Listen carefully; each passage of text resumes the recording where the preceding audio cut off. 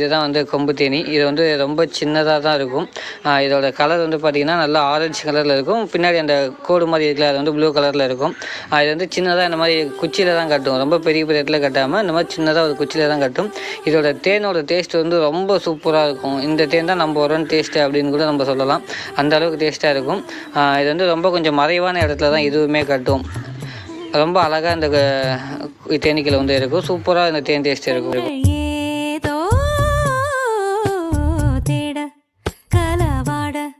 நெஞ்சம் தானே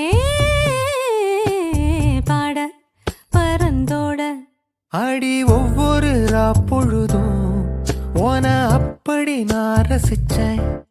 உயிர் கொல்லுது ஓனப்பு கண்மணியே.